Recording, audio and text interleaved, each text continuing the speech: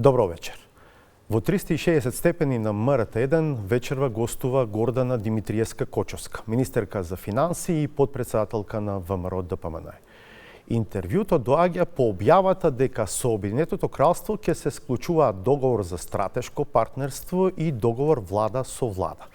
Во тој контекст се најавуваат инвестиции во областите на здравството, на образованието, на железничката инфраструктура, што пак подразбира заеми.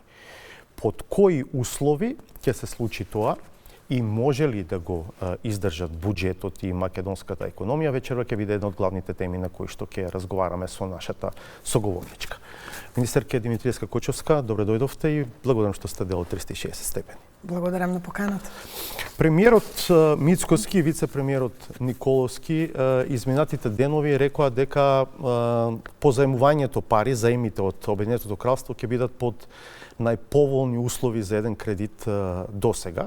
Но освен информација што ја пренесе премиерот дека првата рата за враќање или како тој ја нарече првата фактура ќе стигне на 1 јануари 2027 година, друга информација не знаеме. Вие сте чувар на државната каса и сакам да ве прашам дали може да ни откриете повеќе информации. Каква ќе биде каматата, каква ќе биде рочноста што велат, нели, на каков рок ќе се враќаат тие пари. Колкав ќе биде грејс периодот? Од кого ќе се позаемуваме? Многу прашања. Јас би тргнала од почеток најпрвин дека ова што сега се случува е резултат на тоа што ние го објавувавме и во периодот, нели, на предизборието, кога најавувавме дека ќе имаме еден нов циклус на инвестиции, но знаете дека во изминатиот период пред себе бевме фокусирани на тоа што значи стабилизирање на јавните финансии. Во изминатиот период, нели единствено на кој што повеќе имавме фокус, тоа беа поддршката која што ја дававме или инвестициите во оној проект кој што го нарекувавме ајде за општините, иако средствата нели одат преку соодветни или ресорни министерства, 250 милиони евра до општините. Минатата година помал износ, годинава 250 милиони евра и има интерес за тоа. Зошто тоа беше приоритет? Заради тоа што тука имавме готови проекти. Сето останато остана да се стабилизираме, да ги видиме состојбите и понатаму да носиме нели одлуки како ќе движиме. Во изминатиот период сметам дека навистина покажавме едно домаќинско работење, би рекла, со тоа што првин во делот на стабилизирање на економијата да не заборавиме дека, например, растот минатата година за првиот квартал беше 1%, годината ја завршивме или последниот квартал имавме раст од 3,2%, што јасно покажува дека сме имале позитивни движења во однос на индустриското производство, иако состојбата не оди така забрзано во позитива, сепак се навестуваат одредени позитивни движења во однос на стапката на невработеност, историски најниска стапка на невработеност, странските директни инвестиции историски на највисоко ниво, минатата година од 1,2 милиарди евра, што покажува дека навистина работиме на стабилизирање на состојбите во буџетот, да не заборавиме дека буџетскиот дефицит минатата година нели беше 4,4%, годинава проекциите се дека ќе биде 4 и понатаму значи работиме на фискална консолидација, тоа како приоритет на владата останува. Значи нема да движиме надвор од она што се главните приоритети, да кажам, во тој дел. Сега, во однос нели на овој нов инвестициски циклус, морам да кажам дека не смееме да го заборавиме моментот дека кога инвестираме, во исто време имаме раст и на бруто домашниот производ, така што не можеме да очекуваме дека ќе имаме задолжувања, при тоа нема да имаме раст на бруто домашниот производ, па ќе имаме лоши проценти или зголемен јавен долг. Тоа можеше во минатото кога непродуктивно се трошеа парите и кога имавме ситуации да правиме најразлични трансфери кон одредени јавни предпријатија и акционерски друштва, кои што сите добро знаеме дека завршува. Ќе се вратам, се ги памтам прашањата, но бидејќи сега веќе влеговте во експликација на тоа дека нели новите инвестиции ќе значат раст на БДП и дека тоа нужно нема да значи расти на јавниот долг. Сега колку е тоа навистина остварливо? Да речеме во моментот релативниот износ на јавниот долг е 57,7% од бруто домашниот производ, во апсолутен износ тоа е негде 9,5 милиарди евра.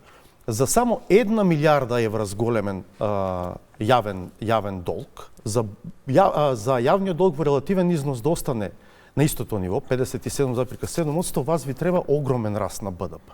8% ви треба раст на БДП. Да, тоа е во идеални услови, нели? Како? Во идеални услови. Да. А во идеални услови, дали прво, ајде да се вратиме на она што до сега е договарано и преговарано. Ние во моментот од тие 6 милиарди кои што се договараат, можеме да зборуваме за два сигурни проекти. Тоа е железничката инфраструктура и инвестиции во здравството. И многу сме внимателни во тој дел. Значи, не одиме, да кажеме, наеднаш оптимистички во реализација на сите 6 милиарди, имајќи предвид, нели, дека треба да имаме проекти кои што се зрели, да може да се реализираат. Сега.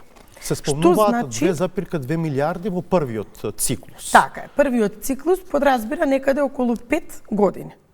Тоа значи дека 2 милиарди или 2,200, 2 милиарди да се задржиме, на 5 години се по 400 милиони евра. Така.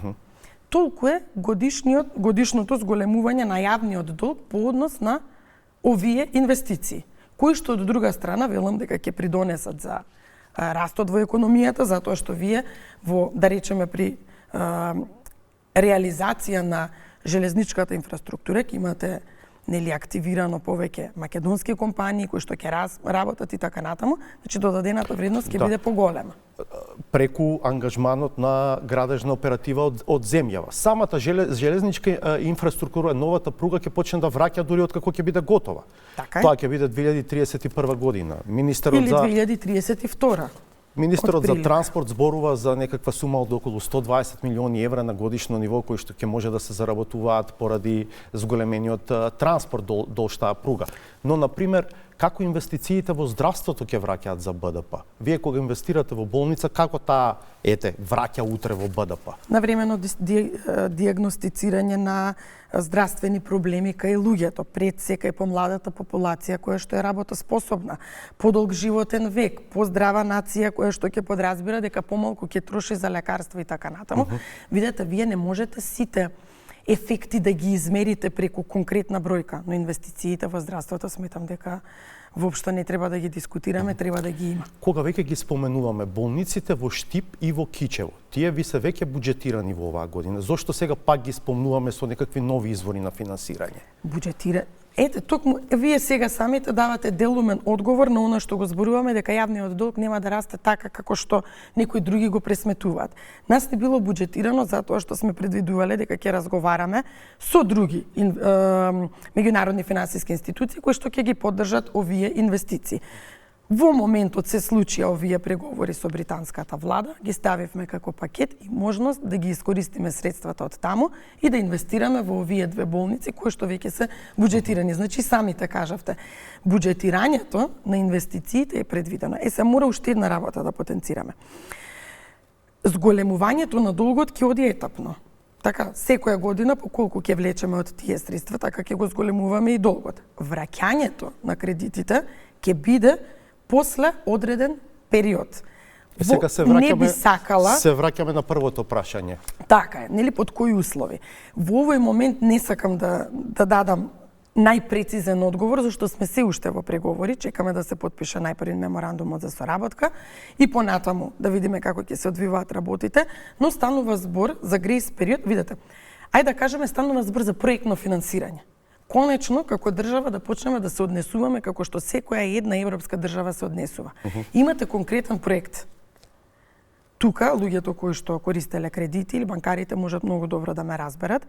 Имаме инвестиција за која што знаеме колкав е периодот на изведба. Во тој период не враќаме ништо, тоа е оној грејс период кој што го зборуваме, и потоа ќе следи периодот на отплата. Колкав ќе биде периодот на отплата?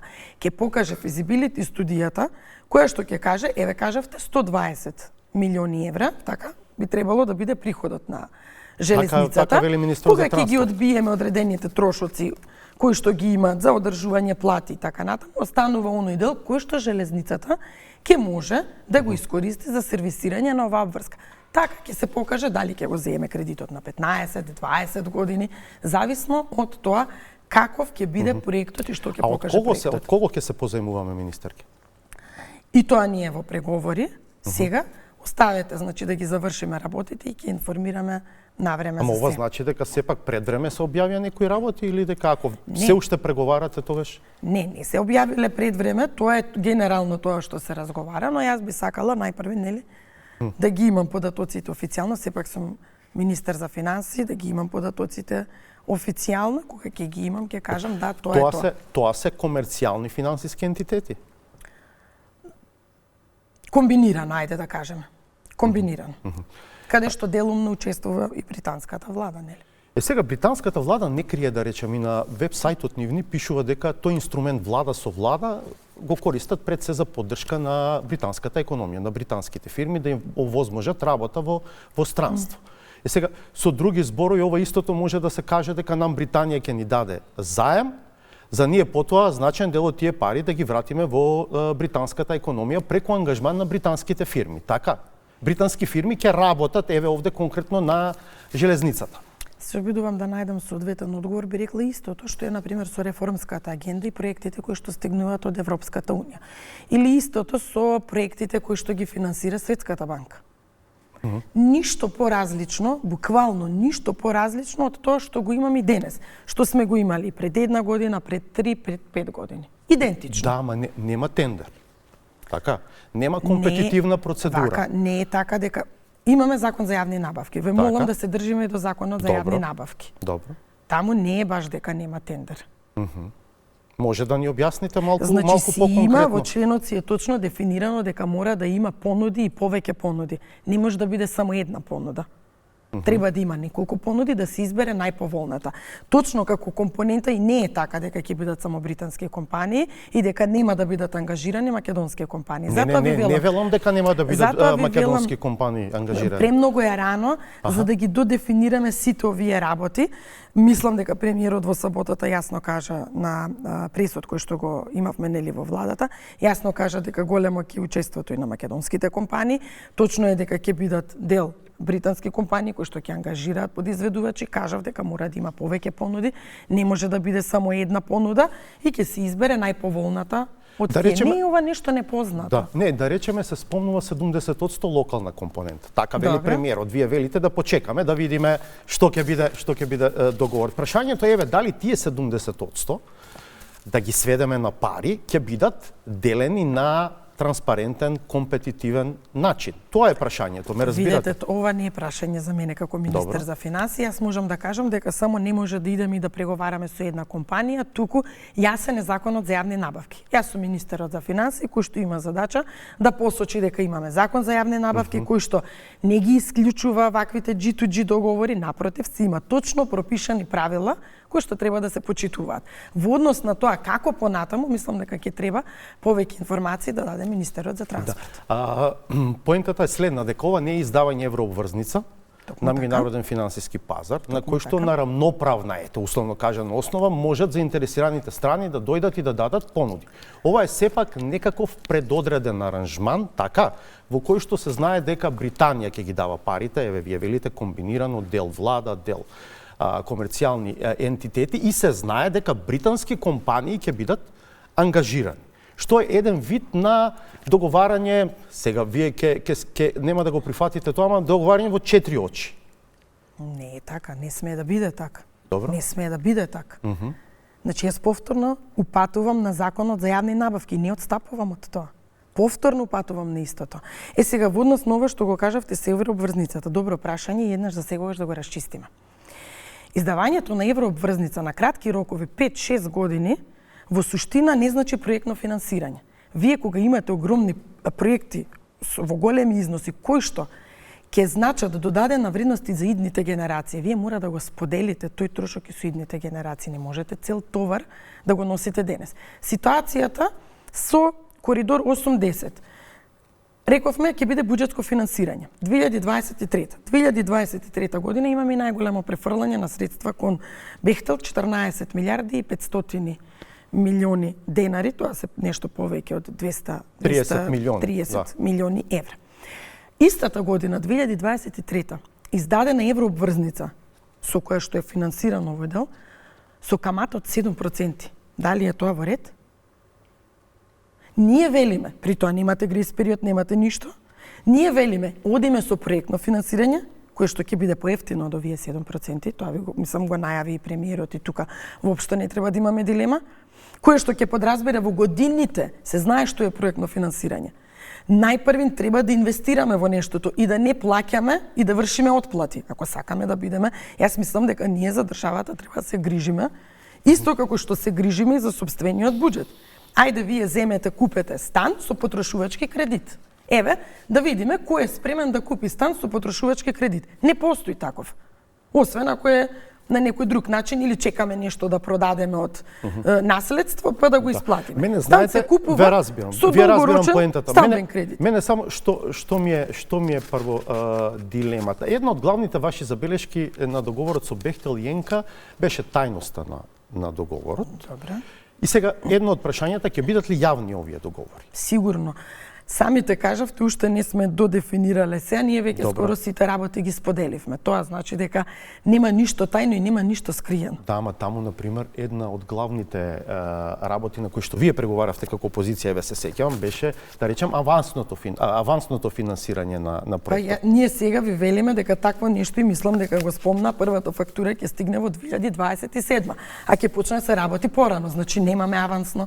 Така? Првата фактура се однесува на нешто што ќе биде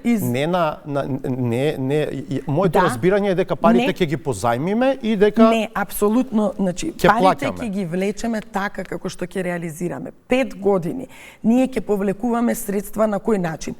Изградиле еден дел, фактурираат, користиме средства од банката, плаќаме. И тоа ќе трае. Ќе трае 5 години, барем така беше првично најавено, затоа велам да не зборуваме однапред да ги додефинираме работите, дека ќе имаме грејс период. Тоа е периодот на изведба. Периодот на отплата, кога ќе почнеме ние да ги враќаме средствата, е периодот кога железницата ќе почне да генерира приходи. Министерке, тоа што сепак ќе се договараме со конкретна држава. Тоа има ли ризици од корупција во тој тип на договори? Видете, повторно сега законот за јавни набавки, јас не можам да зборувам надвор од законот за јавни набавки.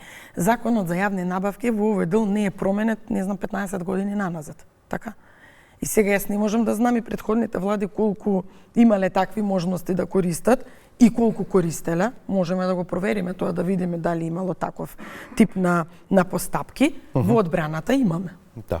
Така? Да. Во одбраната имаме. Да. Значи, имаме јасно пропишано ние под кои услови можеме да користиме влада со влада. Но пак ќе кажам, не е точно дека ќе одиме во 4 очи, односно дека Министерството за транспорт, бидејќи тоа е носителот на јавната набавка, не сме ние само го договараме кредитирањето и тука завршува нашето. Меѓутоа, како институција која што, да кажеме, е одговорна за спроведување на законот за јавни набавки, најодговорно можам да кажам дека мора да има повеќе понуди. Повеќе понуди од британски фирми? Од британски. Јасно си е пропишано во законот. Значи, британските фирми ќе се надпреваруваат? Ќе се надпреваруваат. Која ќе дајде најповолна цена. Добро. Го спомнавме прашањето за нивото на јавниот долг. Сега, уште еднаш, имате ли проекција како ќе оди сето тоа? Вие имате стратегија за управување со јавниот долг? Ништо не е изменето. Значи, каква што си е фискалната стратегија, ништо не е изменето. Еве, сега искористам приликата да кажам еден податок кој што во изминатиот период воопшто не сум го комуницирала, иако ние кажавме дека јавниот долг, заклучно со првиот квартал, ние најнизок во последните 5 години. Днес ќе кажам и нешто друго.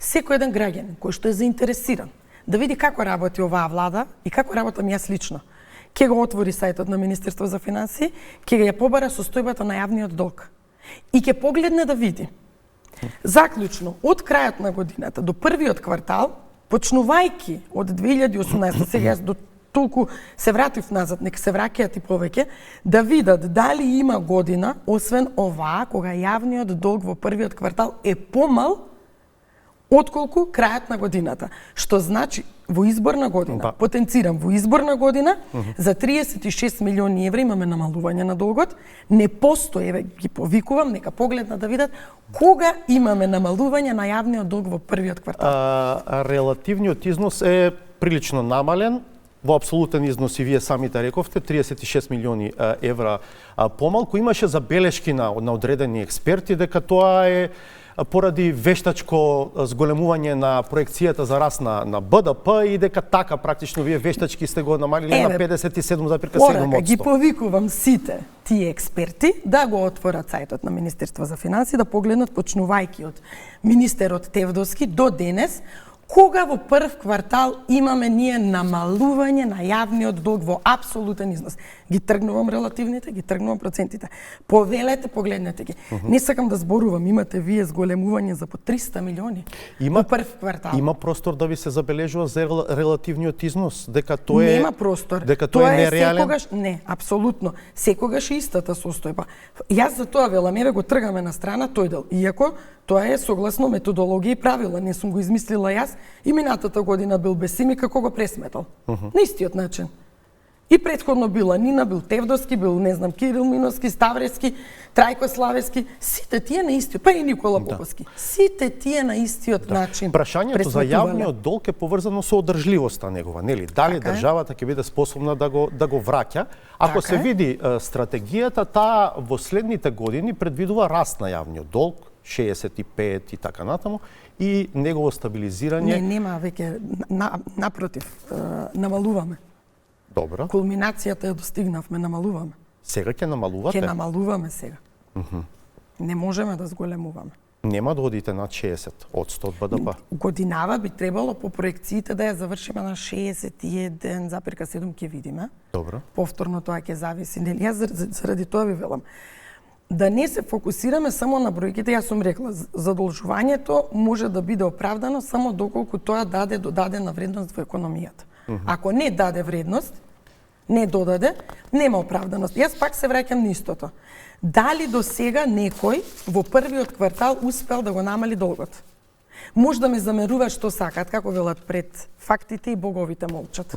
Нека ги погледнат не експертите, цела македонска јавност. Тоа покажува само каква е мојата грижа кон буџетот. Можев и јас многу лесно да ја задолжам државата, така? Ќе ја задолжевме за 300-400 милиони евра. Погледнете ги каматните стапки, кои се, еве 7% имало каматна стапка во 2023 на еврообврзницата. Ке ги земевме, ке ги трошевме до крајот на годината, а каматите што ги плаќаме месец за месец? Кој ќе одговара за тоа? Јас многу внимавам. Со секое мое внимание, да, многу од моите колеги ми велат како издржуваш. Да, тешко е. Да, не можете ниту да спиете навечер на 1 милиарда. На 1 милиарда само да ги завртите државните харти од вредност, што се случува едногодишните. 1% е 10 милиони евра.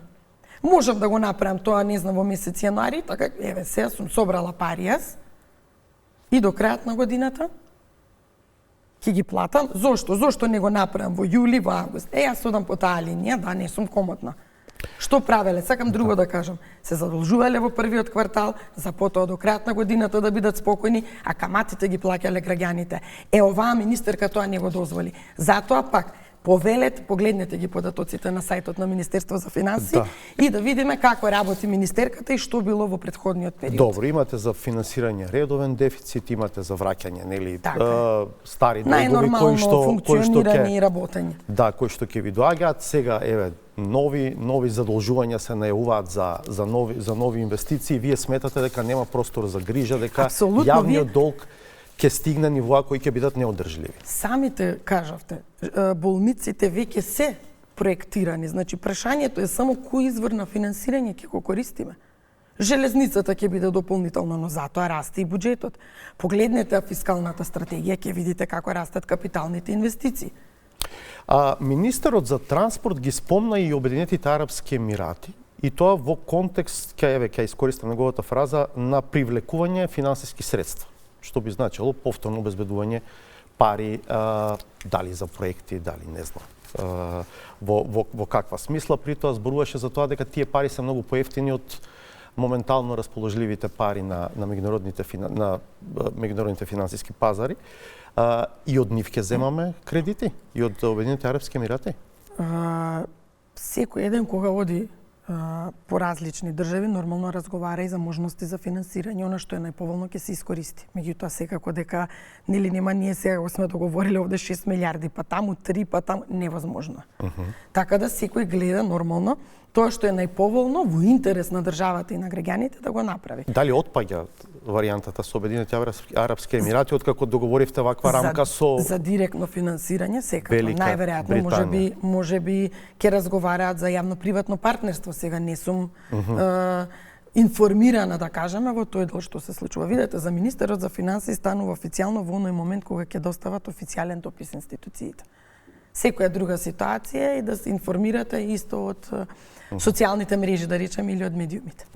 Добро, министерот за транспорт и јавно ве фали дека се согласувал со вас за многу работи. Односно дека сте негова сојузничка во овие големи проекти. Затоа ви велам дека многу внимаваме, пак ќе кажам, значи најодговорно тврдам, многу внимаваме. Нема простор апсолутно за никаква паника. Имаме многу проекти, точно вие гледате и самите.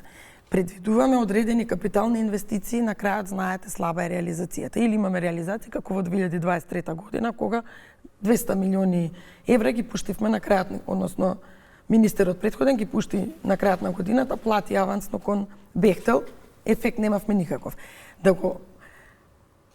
Тоа правило на однесување да го оставиме во минатото или како историја, да се насочиме кон тоа, реализираме, плаќаме и да се насочиме кон тоа. Инвестициите да бидат поврзани со проектни финансирања. Поготово оние инвестиции кои што ќе имаат ефект и како што реков за идните генерации. Но важно е и тоа да се прави транспарентно, секако, отчетно и домакински да се трошат парите. Тука воопшто да немате дилема, јас сум првата која што тоа постојано го зборува и воопшто да нема ниту еден граѓанин дилема, затоа и реков. Постојано го потенцирам законот за јавни набавки. Ние имаме закон за јавни набавки кој што е идентичен како во Европската унија, ништо поразличен, хармонизиран, комплетно истиот. Само треба го почитуваме. Ако го почитуваме, не е така едноставно како што се мисли, кога ќе стигнат повеќе понуди, кога има конкуренција и таму. Како во сето ова ќе обезбедите и поголем буџет за одбраната и за армијата, бидејќи како членка на НАТО сега веројатно ќе веќе се спомнуваат многу повисоки суми како релативен износ од БДП, до сега беше 2% некаква, нели, референтна граница што се споменуваше, сега се спомнуваат дури 3,5%. 5% со тоа што ти 1,5 да се прикажуваат како инвестиции во инфраструктура, да речеме и така, но 3,5 ако биде, може ли Македонија да го обезбеди тоа? Значи вака, прво, ние сега обезбедуваме 2% во услови кога многу од земјите членки на НАТО не обезбедуваат 2%. Ние успеваме. Сега во периодот кој што следи, неспорно е дека тоа е поприлично предизвик за нашава економија, поготово што инвестициите во одбраната малку имаат поразличен третман и не такво директно влијание во економијата. Ќе биде предизвик, но ќе видиме како ќе се одвиваат работите, да се чекаме. Ние сме земја членка на НАТО и ќе мора да ги почитуваме правилата. Како и останатите земји. Да, министерке, зошто наспроти вашиот оптимизам како влада сега, генерално зборувам околу тоа како ќе расте македонската економија годинава, па и во следниот период, вашата проекција е 3,7% за годинава. Меѓународниот монетарен фонд и Светската банка излегува со пониски проекции, особено Светската банка 2,6%, што е битно различно од вашата проекција. Зошто? Па не знам, ајде да се вратиме години наназад да видиме дека секогаш е така. Меѓутоа ние им докажувавме дека се во права. Минатата година, да не заборавиме, истата Светска банка имаше проекција од 1,6%, па знаеме со колку завршивме.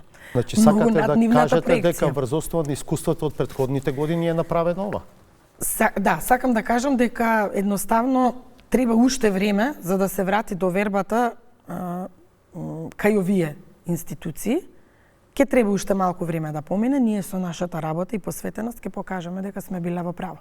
Воопшто немам дилема во однос на тоа, го докажавме и 2024, ќе го докажеме и 2025, работиме посветено.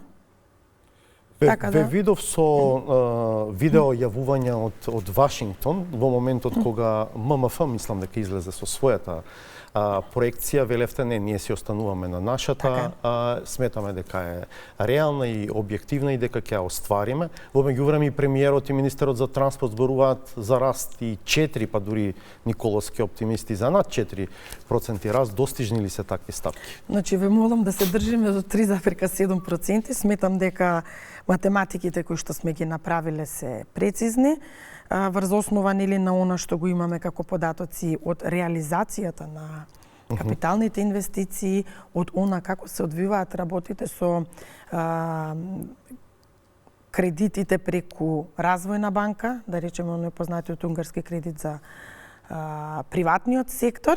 Тие 13% раст кои што ги спомна премиерот на кредитирањето и кај фирмите и кај физичките лица се пред се резултат на кредитите од унгарскиот кредит? Не, затоа што малку подоцна почнавме да кредитираме, а премиерот зборуваше за целиот квартал. Невозможно е Вие си останувате на проекцијата од 3,7 од 100 раст за оваа година. Најавен е ребаланс на буџетот кон крајот на јуни, малку порано од вообичаено. Дали само изборите се причина за тоа? Само изборите се причина. Побаравме нели еден распоред или една табела како би требало да се одвиваат деновите во собрание. И иако мојот предлог беше негде околу 10 јули да се најде ребалансот во собрание, сепак нема да има простор да се усвои пред изборите и заради тоа го поместивме дури малку порано, затоа што кога ќе израчунате по колку дена треба да се дискутира на комисија, па амандмани и така натаму, некаде би требало околу 20, најдоцна 25 јуни да се најде веќе во собрание. Во која насока ќе оди ребалансот? Премногу е рано да зборуваме, затоа што овој пат ќе имаме многу подетални разговори со надлежните институции во секој еден сегмент, да почекаме да видиме, па ќе зборуваме за ребаланс. Зошто премиерот ги спомнува проектите за општините како една од причините поради кои што и порано треба да се направи ребаланс? Ќе имаме една мини прераспределба врз точно само за проектите на општините. Зошто го зборува тоа? Затоа што овој цел проект, да го кажеме, или цел концепт, не можеше однапред да предвиди која институција колку од средствата од тие 15 милиарди ќе вклучи кај себе. Например, ние, кога го подготувавме буџетот за 2025, не знаевме колку од општините имаат проекти, да кажеме, за инфраструктура.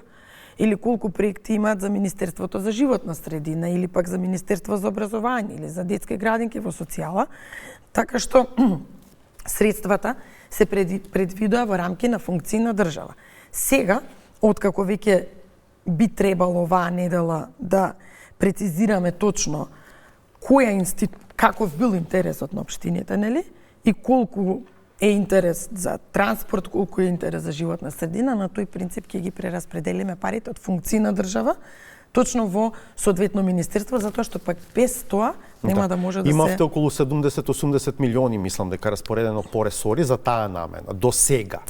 А велевте другите пари ви се во функција на држава. Годинава имаме точно 100 милиони евра прераспределени, затоа што отприлика гледавме динамиката дека најголем интересот за Министерството за транспорт. Так, еве минатата година од 4 милиарди и 700 отприлика толку проекти беа спремни и готови, некаде околу 4 милиарди и 200 грубо беа за инфраструктурни проекти во Министерството за транспорт. И овде инсистиравте на тоа дека ќе плаќате по реализација. Да.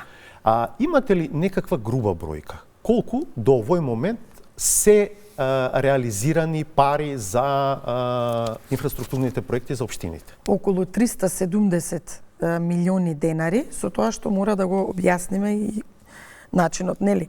Зборуваме за од почетокот на проектот или од почетокот на годинава? Од почетокот на годината се 345 милиони, помалку имаше минатата година, годинава се 345 милиони, од кои најмногу се во транспорт, околу 275 тоа милиони. Тоа се 60 милиони евра, грубо вака. Не, вкупно. Тоа се отприлика 6 милиони евра. Не 60. Се извинувам, 6 милиони, така е. Но ова е она што е платено. Сега јас не ги знам поединечно. До сега се платени 6 милиони евра. Така е, до сега се платени 6 милиони евра, меѓутоа затоа и потенцирам. ние може да имаме работа на терен повеќе завршена. Знаете, додека се потпишат документите, додека да стигне за исплата, рокови има некаде 30, 45, 60 дена. Не ги знам какви се договорите, бидејќи тие се во одговорност на ресорните министерства. Штом доаѓаат како им доспеваат за плаќање, така ги пуштаат. Тоа не е малку, министерки? Само 6 милиони? Со оглед на тоа дека имавме зимски период, не. Не. Затоа што инфраструктурни се најмногу, зима беше, ладно беше, сега веќе би требало да имаме. Колку очекувате дека ќе потрошите годинава? Бидејќи вие велите имате 15 милиарди, односно 250 милиони евра, колку ќе потрошите од тие? Оваа година некаде сигурно би требало 9 до 10 милиарди денари. Тоа се отприлика 150-160 милиони евра, зашто сите проекти не се едногодишни. Вие детска градинка нема да изградите за една година. Така? Ви треба подолг временски период. А изборите ќе ве закочат. Ќе успеете ли тие да ги трошите од тие? Ако сега се само 6 милиони до 150, тоа е многу голема разлика. Значи вака, имаме ситуација, повторно зборам, беше зимски период во кој што не можеше да се работи. Јас зборам што е платено заклучно со крај на април. Меѓутоа, вие ако сте работеле во април, стигнува фактурата во мај. Таа додека да стигне кај мене за да ја платам, ќе дојде и јуни. Така? Ама работите се завршени во април. И сега, затоа многу е дискутабилно малку сметководството, да кажам, буџетско си е такво, да евидентира само плаќање, не евидентира оно што е изреализирано на терен, меѓутоа се работи на терен. По информациите кои што ги имам, работат активно. Имаше забелешки дека ова не е системско решавање на проблемите на локалната самоуправа, дека ова е пак палијативно поддржување на општините, дека ако сакаме системски да ги поддржиме, дека треба други зафати да се прават во смисла на јактење на фискалната децентрализација. Значи, вака треба да знаеме зошто ги правиме работите. Јас кажав од старт, ние имавме задача да стабилизираме јавни финансии и во исто време да не ги замреме сите проекти. Овде градоначалниците, независно од која политичка партија се, имаа готови проекти. На централно ниво се беше закочено. Ако сакате да навлеземе подлабоко и да ги гледаме реализациите во изминатите години, тоа е поразително за нас. Само некакви авансни плаќања и трансфери. Не го заборавајте моментот ЕСМ колку пари доби. Па ајде да ги исклучиме сите тие пари од оние капиталните инвестиции да видиме ништо не се работело. Сите проекти беа закочени. И сега ова беше, како да кажам, најбрзиот начин за да може да имаме конкретно одреден проект, да е дисперзиран во смисла да не е само на централно ниво, еве, не земам друго министерство, ќе го земам Министерство за финансии, ако финансии нема проекти. Независно, Министерството за финансии, имаме проект инвестицијски, сме го заглавиле, така? Се што да му правиме, да му даеме нов проект, пример на Министерството за финансии, истите луѓе се. Затоа сакавме да ги вклучиме општините, додека не видиме зошто се заглавени проектите и зошто мртвило има во делот на капиталните инвестиции. Капиталните инвестиции генерално, последниот јавно достапен податок, барем според фискалниот бројач, од 13 мај, мислам дека. Така. Може би ви имате и понови податоци, а не може да имате, утре веројатно ќе се објават. Јас имам последни податоци, да, истото со 20% е реализацијата, така? Добре. Тој податок го имате? Како износи? Јас сега во однос на она што е планирано, не затоа што ви кажав дека во летниот период се очекува најголема реализација на истото. 20%, тоа што е објавено на фискалниот бројач, 20% е сега календарски се поминати 133 дена до 13 мај, што е повеќе од 1/3 од календарската година, а реализацијата на капиталните проекти е околу 20%. Да, ја знам таа теза, зима беше, не можеше да се гради. Задоволително е ова ниво од 20% реализација. Еве сега ќе ви кажам податок, ќе излезе за некој ден, нели со април. 1 јануари 30 април, годинава и минатата година. Знаете дека имаме промена на методологија и дека сега ние покажуваме реализација на капитални инвестиции без оние гаранции, трансфери и така натаму. За да може да направиме споредливост на податоци, треба да ги направиме двете бази подеднакви. Така. Ако ги вратам гаранциите за да не ги одземам од минатата година, Добро. сега да ги вратам назад, тоа значи дека наместо 9 милиарди 211, колку што биле на 30 април, тие се 12 милиарди 753 милиони, минатата година биле 8 милиарди. Или имаме раст од 58% за 4 месеци во однос на минатата година. Што повеќе да направиме? Јас не можам да се согласам дека имаме слаба реализација на капиталните инвестиции. Пак ќе кажам, податоците излегуваат, секој може да ги види, и ние пред фактите не можеме да кажуваме нешто. Еве ги бројките кај мене, се ќе излезе податокот официјално. Добро. Зошто некои компании се жалат дека доцни повратот на ДДВ? Нема доцнење во повратот на ДДВ и не знам, пред мора да ја разграничиме работењето на македонската управа за јавни приходи, да кажеме, од еве, например, бугарската. Гледам дека многу често се споредуваат компаниите со бугарските и намерно посетив компанија која што исто така има своји бизниси и во Бугарија и прашав на кој принцип функционира, да речеме, Бугарија, бидејќи велат нема застој во Бугарија, веднаш се враќа ДДВ-то. Сега, за да биде појасно на сите, во Бугарија кога поднесувате даночна првен, кога фактурирате, не фактурирате како ќе ви текне па да сторнирате и така натаму, туку има централизиран систем, она што ние сега го работиме е фактура. Централизираниот систем вас ви дава бројче на фактурата. Вие таа фактура понатаму, бидејќи ја скенирате, не можете да ја промените. Колку сте фактурирале, тоа е износот. Понатаму подготвувате ДДВ пријава на месечно ниво. Ги приложувате сите фактури. И што прави управата за јавни приходи, да кажеме, ајде на Бугарија, по автоматизам може да ги, бидејќи ги контролира на дневна основа и влез и излез. Многу е едноставно да го констатира повратот. Кај нас состојбата не е таква. Констатиравме многу злоупотреби во системот. Го заштитивме системот со многу милиони евра да не се злоупотребуваат во повратот на ДДВ. Имаме истражни действија кон најмалку 6 компании кои што се врзани во многу сериозни системи со злоупотреби на повратот на ДДВ. И сега сето тоа управата за јавни приходи го работи со истиот број на луѓе и истите тие инспектори како и претходно. Во однос на она што значи поврат на ДДВ што влегува во Министерството за финансии, нема застој. Да, во делот на и оние компании кои што ги познаваме, ги знаеме дека се добро етаблирани, познати на пазарот, немале никакви злоупотреби, немале никакви проблеми, повратот си оди согласно она што е предвидено. Но имаме проблем со другите. Еве сега ќе ви кажам уште една. Значи има еден субјективен елемент во кој што УЈП решава каде малку повнимателно ќе пристапи. Благодарение на Меѓународниот монетарен фонд и благодарение на US Treasury, еве благодарност сакам да упатам и до амбасадорката на Соединетите Американски држави, господјата Агелер, која што постојано ни дава поддршка.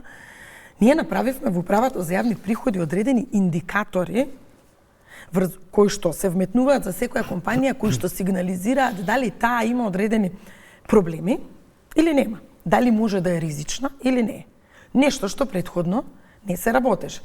За тие компании каде што системот исфрла одреден аларм, се прават дополнителни проверки. Значи не е за сите компании, не е точно дека е... Ама системот ако се храни од луѓе, знаете, има простор тука за Не може субјектив. да има простор. Ако собственикот на компанијата е странец, кај е просторот? Странец е така? Евидентирате дека е странец.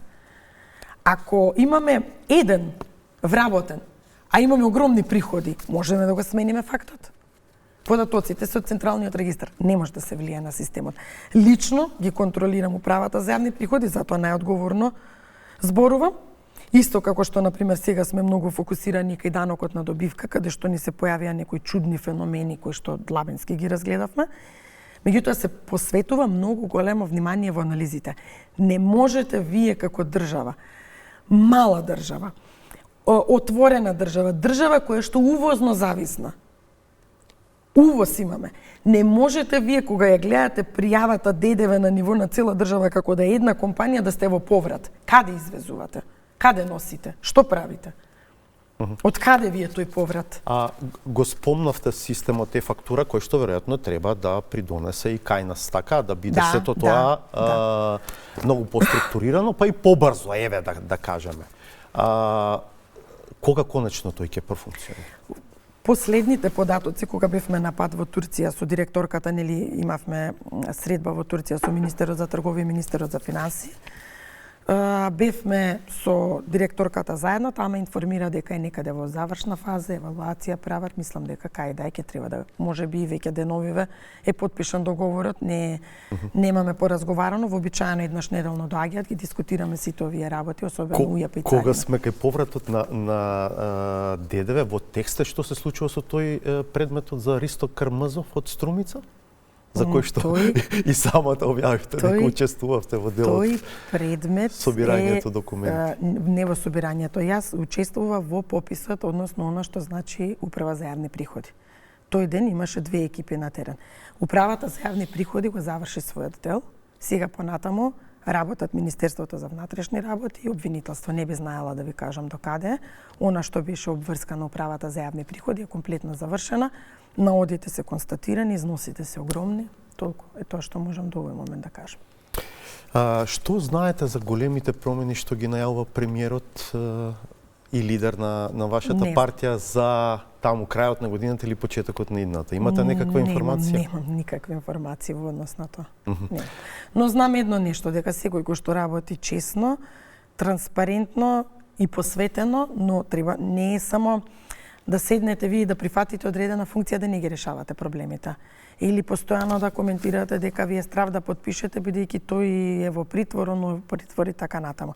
Значи закон има, дека си ги почитуваме законите да работиме, сметам дека тоа сакаше да го порача, дека ќе има промени, но треба да знаеме дека треба посветено да работиме.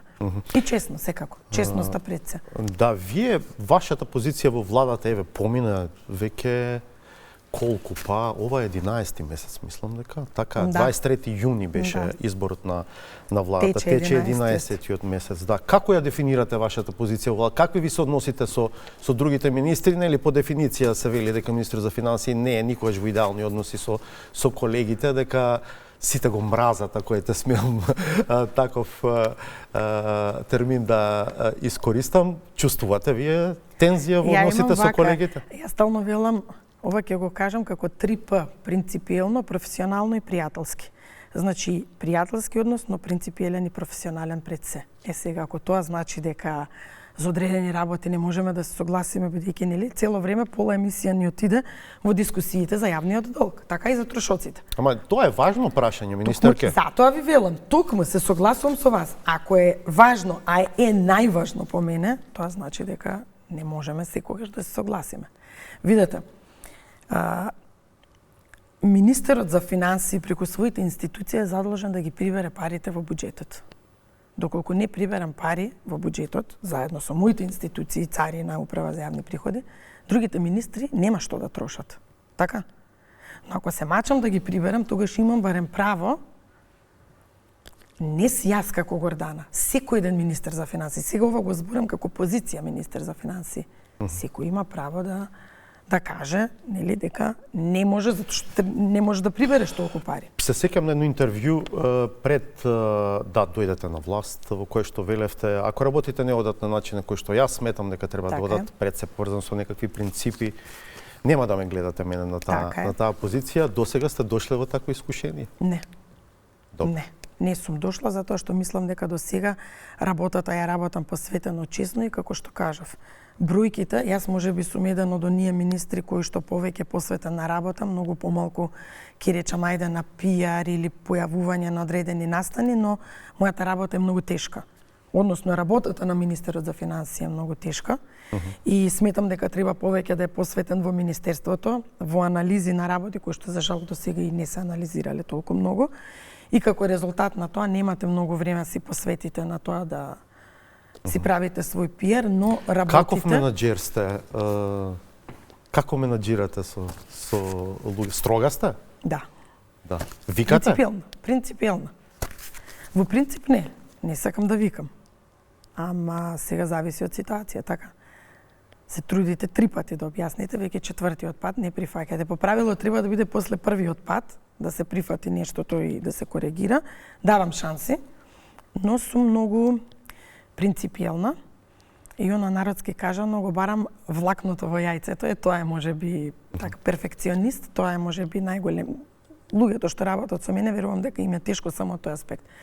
Перфекционизмот кај мене е многу голем проблем, но мислам дека тоа ги дава резултатите и затоа велам пиарот што сега се прави, дали нешто не чинело, дали експертите кажали и така натаму е една работа. Фактите остануваат да зборуваат за вас после години.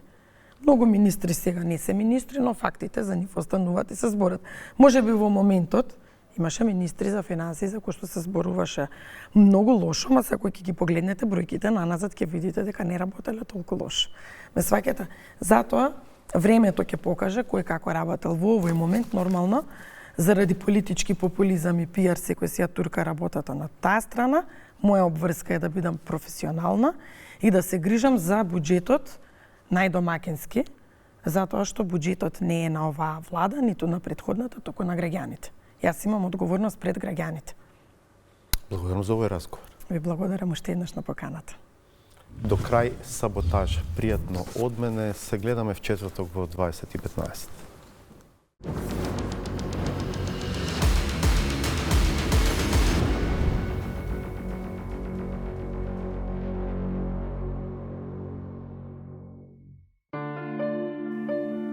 Револтот од проблемот со паркирањето во Скопје е голем, ама тој прераснува во забавен бунт, кога ниту општината, ниту градот, а камоли државата не се решаваат да градат катни гаражи, туку својата наводна неспособност ја камуфлираат со едноставна продажба на земјиштето чие состојници се граѓаните, за некој приватен бизнисмен да остварува профит. Продавани се улици, продавани се паркинзи, државно земјиште каде што имате скривници, се тоа продадено и сега ќе си бараме решение. Ќе ставиме и кај мене веројатно една катна гаража, така некој да стопанисува за да решиме, или јас ќе ставам бомба, искрено ви кажам. Вака одговорници. Бомбата во Кочани одамна пукна, ама незините шрапнели и натаму не престануваат да бараат нови жртви. Обидите нештата да се вратат во нормала не успеваат, бидејќи постојано се монтираат нови и нови, најчесто политички динамити. Шо, на шо личи ово? Абе, на шо личи ово? Пцувате го човекове, градоначалник го пцувате, бе, на шо личи ово? Ово не личи на Совет веќе, бе. Абе, ово е стармота шо го правите, бе. Заврши Совет. Абе, шо да завршам, пцувате го градоначалник, шо да завршам, кога да завршам? Вие, те сакате да го тепате градоначалник, нема да завршам. За разлика од таму, низ Европа, локалните самоуправи се занимаваат со нормални и редовни задачи, а нивното постојано модернизирање предизвикува воодушевување и вчуда невиденост кај гостите од Прилепското комунално, кои биле во посета. Ние не виделме таму ни контейнери и виделме кај што косе со роботи. Овдека такво нешто ако ставиме во функција, веројатно во наредните 30 секунди или ќе биде уништено или ќе биде украдено.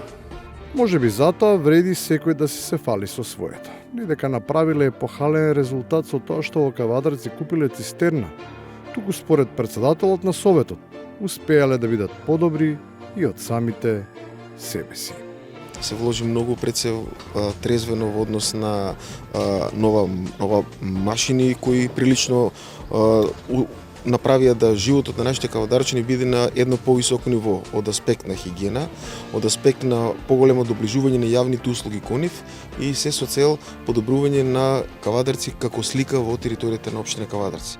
Кавадарци на секаков начин се обидува да си ја подобри сликата за себе, ама му фали тоа што го има во Скопје. Можеби наместо традиционалниот гроздобер, треба и тие да направат некој бал, оти меѓу мисицата и градоначалникот. Може да се најде некаква сличност. Се сретнуваме со личности кои што не можеме секојдневно да ги видиме и на некој начин и духовно се издигнуваме, а пред се за тоа што виенскиот бал е хуманитарен настан. И на крајот, јасна порака до сите што имаат мерак да мудруваат.